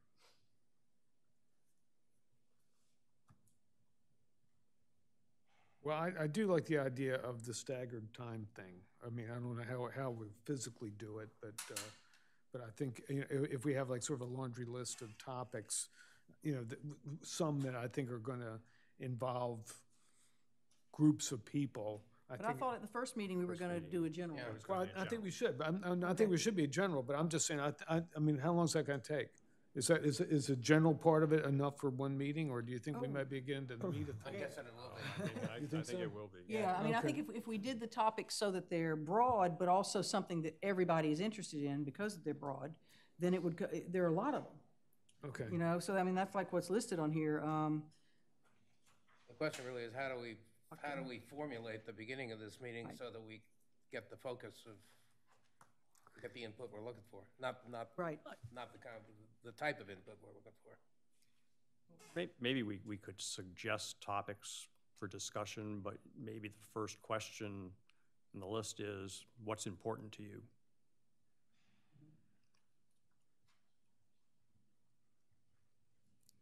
Yeah, because these are just suggested topics. Oh, yeah. Whereas, Right. I mean, and if you're doing time increments, for example, there might be topics people want to address that are not listed, and when does that happen? Because you're really trying to kind of build your questionnaire from the input at this initial meeting. Right. And I mean, I have not been to any of them either. I mean, are there generally any surprises, or the topics are all generally covered? It's just the detail under the topics that might be new to you. Obviously, some topics will be more important than others to people, and you start to get a sense of that, of what's rising to the top. Yeah, I guess I'm thinking we ought to try to be as general as possible in so terms that of we our can get description more- in the first meeting, so that we don't cause anyone to think that it's limited to only certain topics for them to bring up at that particular meeting. At the same time, I think we have to put a little meat on the bones. Yeah. So that. That's the tough part. So- Yeah, you can't just go in with a blank list and say, what do you want to discuss? And then, Well, actually, if we go back to the original plan, the 2010 plan, I think we have the topics in generalities are already there. It's just a question of, even if you did want to list them in priority order. We've got envisioning an ideal future for Rehoboth Beach, which is the broad general, what does that mean? How do what are we going to do going forward? How is it going to impact us? And what impacts that is, in the larger sense, is the infrastructure, which covers a whole series of things. Here it says walks, paths, parks, recreation, plan, canal use, but it's the aggregation of all infrastructure.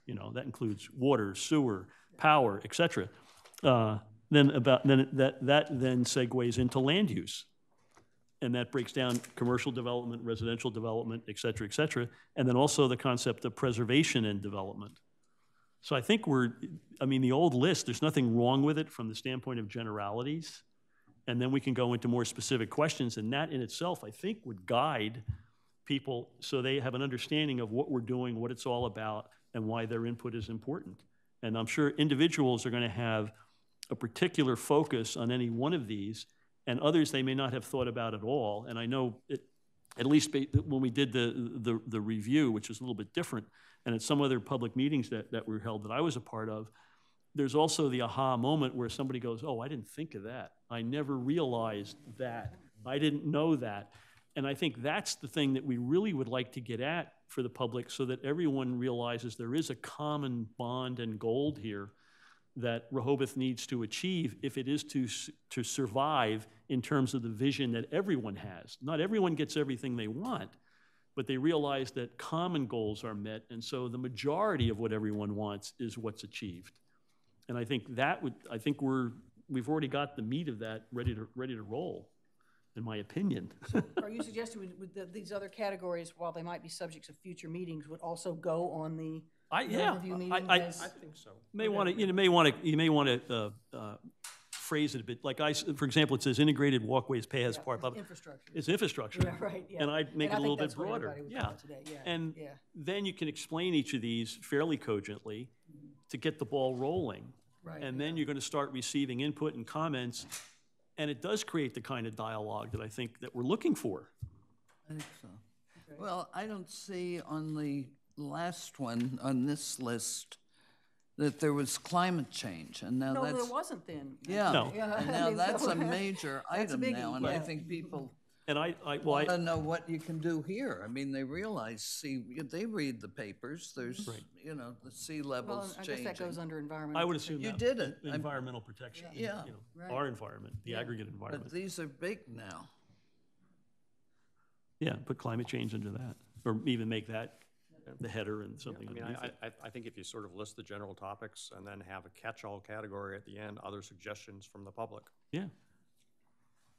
Speaking from that, if anybody, maybe we should take a short break and hear from anyone in the public who has any input to this process. We'd love to hear it.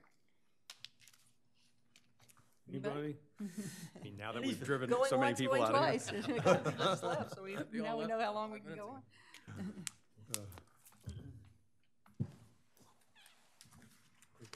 Crickets, yeah, I tell you, I'm trying to avoid that at the meeting. Okay. Well, so what's the consensus here? Should we come back to the next meeting maybe with this? I'll talk to Debbie and we'll flesh this out a little bit and then bring it back. Okay. Would you be able, after you talk to her, could you inform us of what you want us to come with that might ease I think the that, next... for like a homework assignment, absolutely. That could and I'll ease talk the to David next as well. meeting and we don't start over again. Yeah, I don't see a problem with that. Do you, Glenn? No. Okay. Is that all right? Because we would like to get moving. I think we're Glenn, moving. Since we always seem to have these issues with sunshine laws and FOIA and everything else, there is nothing that limits us from one-to-one looking at and accessing data that any one of the members or anyone that may submit, that we just want to look at data. Right. That's passive communication, or anything that's out there publicly or even at a site that you were to set up. So long as you're just going and looking and performing your own individual observation and taking notes to bring back here. And then we bring it back here to discuss it. In fact, you and Joyce, for example, can spend a whole month doing that together, so long as it's not a quorum of you, and bring it back here. Yeah. Right. Okay. Well, I'll talk to David about all of that process, and you'll get back in touch with her, or we'll get back in touch with you. I just want to spend 2 minutes, maybe slightly longer, talking about the population thing, because I do think it's very interesting. I mean, starting a couple years ago with when Sussex County was doing their plan, it became apparent that they had never considered seasonal population before, and it was quite eye-opening once they factored all that in, and they came up with a formula to do it, and so the new plan reflects that. And clearly I think our previous plan, I don't have those pages in front of me, but our previous plan has included some information about seasonal, but one of the things that I think, I'd like to go a step further, I guess, is the sort of headline here with ours, and in addition to looking at seasonal residents, really get a sense of who lives here, because I have the sense we have a lot of residents who aren't just seasonal, they're truly part-time residents year-round.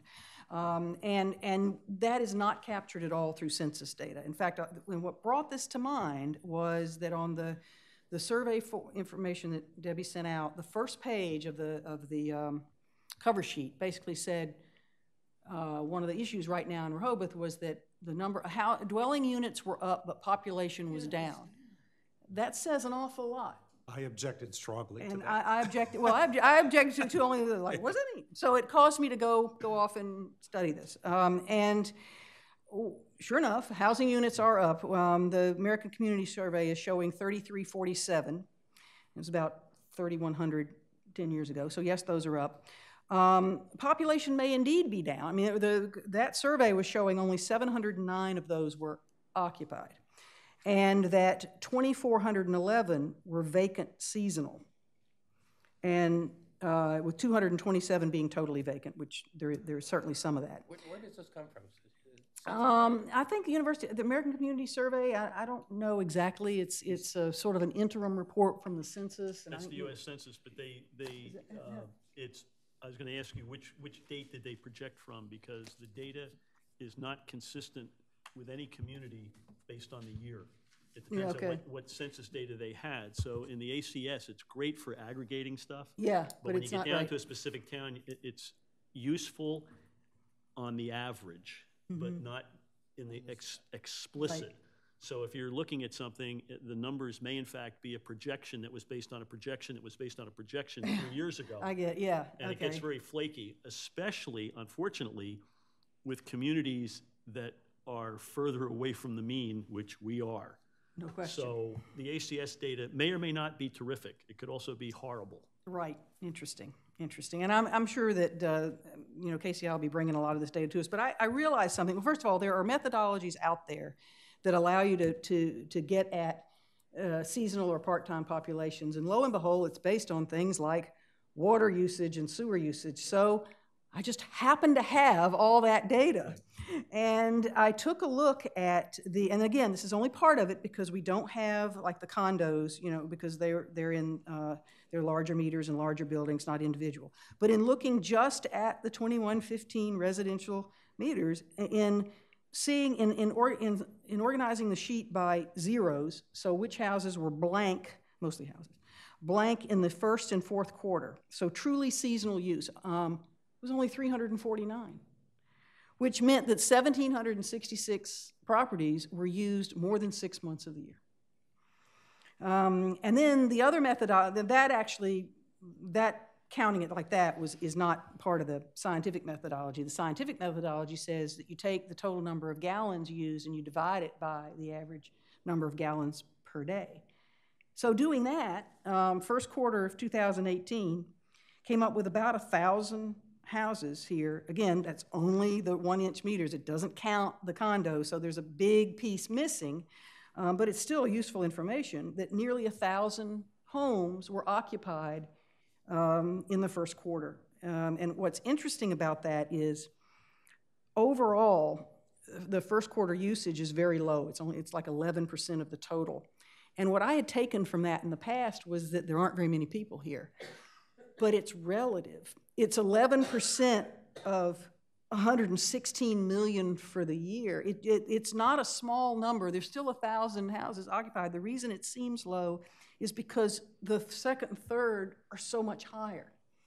So it's all relative. And I find all of this fascinating. I am hoping, and Debbie says that there are ways to get at this in a truly scientific fashion. And I told her I hope that we can do that because I feel like that it's not just simply who's seasonal and who's full-time, but it's who are our part-time residents, since we know we have a lot of them.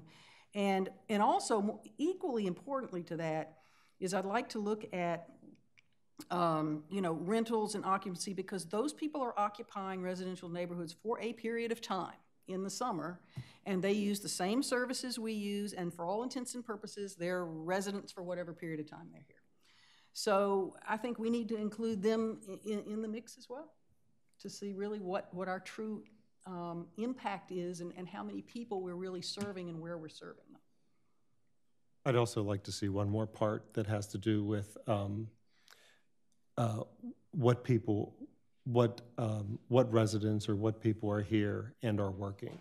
I'm just using my own experience and many people I know. I mean, with the changes in technology, many people, I spent most of the last 30 years just here at leisure, but now I'm here a significant amount of time working. Yeah, so that's a big difference, which may be driving some of this. So I think we should challenge Debbie to try to identify what that is. Right, okay. Do water meters, this is just a specific question, but, Can you speak up? I'm sorry, if you have a garage apartment, is that typically on its own meter, or not necessarily? Do we know? If you have a garage apartment, is it Do typically? garage apartments, are they on the same meter as the regular house, or, I mean, there's no requirement that it would be? I know one that is not, so I think it depends, right? Kevin might have some insight I into think we tried it. Someone You're the responded expert to on all that? this. It really does depend. I hate to, quibble like that. Yeah. I would predict, though, the vast majority are working off the same 1 meter.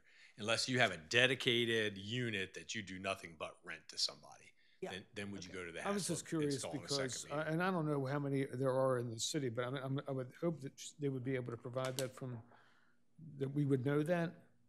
Well, from rental licenses, you would. But would that specify that it's a separate, that it would delineate that it would be The water meter, the water meter records would show by account if you had a separate account, meaning a separate right, meter. but if you didn't, that's what I'm concerned about. I'm just wondering, would be. Well, then you'd be on a single meter, which, as Kevin pointed out, fed both. Yeah. And that wouldn't, you wouldn't. Well, that's what I'm saying. I'm just trying to capture. Are we going to be able to capture that in So yeah, you have that answer. I just want to throw one other little piece of information out there because we use the 1-inch meter as saying, well, that's the majority of our residences. Right. But we have a lot of non-residents on 1-inch meters. So we just have to know that in the back of our minds. So if you just say all the 1-inch meters are X thousand of residents, that's not really, there's a significant delta in that number. A lot of businesses on 1-inch meters. And the odd thing about it, I thought, was that some of them, like the neighbor across the street from me is coded commercial when he's clearly not. So I don't know why, it seems to me that there's also a sort of a coding way. But on the 2115 is actually all the residential, all the ones that were coded residential 1-inch. But I think you use the code, not the meter size. Yeah, I used code. It was, in other words, the total number of 1 inch is some number higher than 2115. I can't remember, it's maybe 2300 or something. But it broke out residential. But I could tell, even with the residential list, that they weren't all really, this is like this, there's some data missing. I guess when you were talking before about how, people are here, full, like they're part-time, but they're regular part-time, Right. like they're here. And I think I'm just trying to figure out if it's significant or not significant for the number of people who own properties that are effectively rental properties, but there's a rear apartment, and during the summer, the people who own it live in the back, and then they move to the front, all that kind of stuff. And is it significant? Probably not, but it might be. I just don't know the prevalence of it. But then, how many people switch? That kind of stuff. I'm just trying to figure out is that information attainable, either through city records or from some kind of analysis of the water usage or something. I have no idea. So. What do you think? I was trying to think if there's anything else I was going to say about that. The other thing that the county did was the average occupant per house was different for whether it was I think with the full-time residents it was 2.5 per household, but with seasonal residents it was 3.3. And ours, according to the community survey, is only 1.7 for full-time, but clearly it's more than that for part-time.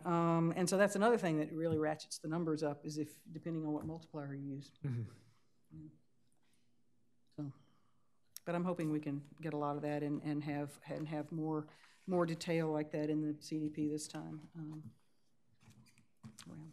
Okay, so anything else on the CDP? I think this was very helpful. Thank you for doing that. Well, thanks for the input, because it was quite a lot of topics. I think we're moving along. And in terms of agenda items for the next regular meeting, well, we know I think we're gonna have Clear Space coming back for concept review. We're going to ask KCI to come in and do the data and talk to us about, and we'll try to finalize the survey, or at least get it a step further along. And we'll also try to work out the plan for the kickoff meeting in April. Yep. Yes. And do you want the police here for the, did you want that? Somebody wanted the police to, for I clear was just safe. hoping to get some input Right. if we're gonna be asked to have an opinion on the I code. think that's very On the parking important. for the code, that's an important input. Is that gonna mean extra police down there when they're I don't know. ending? Yeah, I because don't know. there's a lot of activity on that circle and around there. Yeah, 10 o'clock at night, you've got people coming in, had a few pops, and may get the pop they're not It expecting. would be good, Susan, to have them. Okay. And then, Glenn, do you know if Dom is going to be talking about that, those code changes for safety? Is he going to present that to us before it gets presented to the, just FYI, before he Yeah, presents it? And do you know if that would be I'm next? not sure week? what he intended to do with that. I don't know. I'm sure he would if you'd like him to, and I can carry that. Well, I didn't know if it message was to him. going to be ready by then. Wait, Yeah, okay. Hopefully. Yeah. Sharon. Sharon. I think knows Sharon it. has come. Sharon's coming. If I may, yes. Please. His intention is to bring it to you. Okay. So I think they had their last meeting this week, and then he'll be putting something together. Okay. Okay? All right. Great. And then, Can Ann, are I there any just other- yeah, clarify, yeah. Clear Space, the charge from the commissioners, are we getting something from Ann or something in writing that's going Yeah, to? I think what I will do is, Yeah. I don't know if you have the correspondence from ClearSpace. I'll make sure you have that, and we can forward that to all the members of the Planning Commission, because that gives the definition that they're proposing for a performing arts center. Talks about a reduction in the traffic, or in the parking requirement. So I can give you that correspondence. I think what else I might have that could be helpful. He's done a analysis of how many parking spaces are within, I think, 1,000 Yeah, feet you radius. mentioned that at the Yeah. meeting. So I think I have those numbers I can forward to you, because one of the things that was discussed at the meeting was, not really heavily discussed, but it was mentioned, is that possibly for this sort of a facility, if there were a certain number of city spaces within 800 feet or 1,000 feet, then the parking spaces would be reduced. Are you going to send something to us? Is that I'll what- send it through Ann so you all get it, but yes, I'll send their correspondence to the city that sort of proposes this, and then I'll send along the traffic space, the parking space numbers that he forwarded. Good, thank you. Sure. Any other applications coming in? Yeah. Okay. Still, it sounds like it'll be a long meeting. Okay. Before you, Yes. yeah, two things. One thing, we didn't get a chance to talk about it, since nobody's here, I guess it doesn't matter. But several of us got to attend the Delaware Planning Conference for half a day. And I thought it was, at least for me, I think everyone who went thought it was very, very useful. And there was one thing that came out in the meeting, which sort of a light bulb went on, and I hate to admit this, but I don't think we do it, is our CDP is not adopted as an ordinance. It's adopted by resolution. And I'll ask Glenn if I'm. Adopted by resolution. I think they accept it, and the state approves it, but we do not adopt it by ordinance. Is that true? I'll have to look back. It wasn't an ordinance. Beg your pardon? Is that right? I mean, I don't recall whether. In fact, I couldn't even find that it was a resolution. But, and I don't remember, Max was doing the presentation, and he talked about this, it really being important to make it an ordinance, but I don't remember why. Oh, Very important. It was very important, especially if, from the standpoint of litigation. That uses the it has, when you always use the term, the CDP has the force and effect of law, It it doesn't. really has the force and effect of law if Right. it's an ordinance. That's probably a good reason to do it by ordinance, because I often think of ordinances in terms of something that's going to amend the city code. And I guess arguably this amends the city code because it does have the force of law. I would have, I guess if I had just come at it, I would have said a resolution would be appropriate, but I know the statute does say ordinance. Yeah. So, Okay, so it'll be an ordinance this time. That makes that, of If course, it wasn't well last time. worthwhile. yeah. Yeah. No, just for that alone, it was, And is that after it's all done, approved by the state and everything? I mean, or at the time before it goes to the state? You can do it. I've seen it done both ways, actually. It's the city's comprehensive development plan, Right. so it Yeah. can adopt it before it sends it to the state, and whether it's certified or not, it's still the city's comprehensive development Okay. plan. So Alright, you yeah. can do it ahead of time. Most wait until the state gives it a Final blessing. green light. Yeah. Okay. and there was, if I may, do this as quick as I can. There was one other thing that came up in the meeting that was talked about, and I think it was Delaware City or, no, it was Newcastle. Anyway, I forget which one it was. I had it written down somewhere. But their planning board also has, their Board of Adjustment is under their management, even though the Board of Adjustment has a separate attorney. And I thought that was very fascinating. They're apparently looking at separating it. But I thought the thing that was very interesting is I asked about, but doesn't that help you do a better job of integrating planning with Board of Adjustment activities from the standpoint of the Board of Adjustment actually knowing what the hell's going on within planning and the larger concept within it? And they said yes, but apparently they're the only town in Delaware that does that. Now, it wasn't Delaware City, but it was somewhere in the area, and I'm not sure if I wrote that down. But the philosophy I thought was very interesting. Yeah, interesting. I mean, I want to say Newcastle. Yes, it was Newcastle. I think it is. Yeah. Yeah. Yeah. Anyway, it was time well spent, and it was very, very good. Yeah. It was very good. Good. Now I'll be Okay. quiet. Okay, any other comments, or should we have a Are motion? you entertaining a motion? I'd like to make a motion that we adjourn. Okay. I will second it. Okay, I guess we're adjourned. Thank you, Susan. Thank you. Great job, Susan.